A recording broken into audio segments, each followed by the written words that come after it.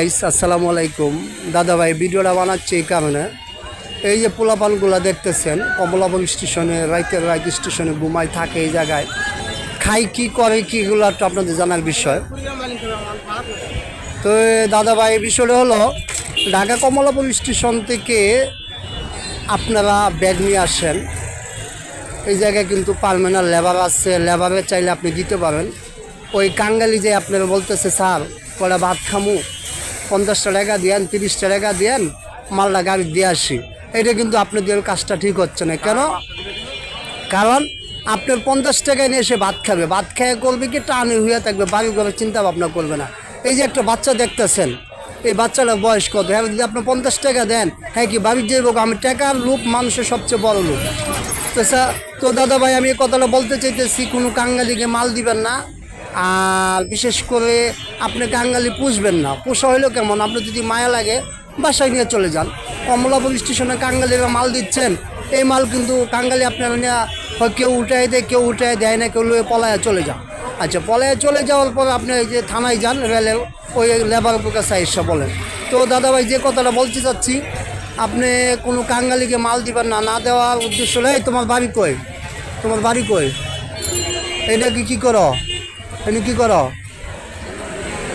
হ্যাঁ, তোমরা কয় ভাই বোন? 3 ভাই বোন। তুমি কয় নম্বর? সবার ছোট। বাপ কি করে? বাপে কি করে? রিক্সা চালায়। তো দাদা ভাই, যে দেখেন, বাড়ি চট্টগ্রাম, বাপে রিক্সা চালায়। তো আর যদি আপনি একটা মাল 50 টাকার বুঝে একটা হাতে ধরাই দেন, আপনার মালটা ঠিকই পচাই দিল, পচাই দেওয়ার পরে কয়টা ভাত খাই হইয়া থাকবো, তার বাড়ি করে টেনশন আর লাগলো না।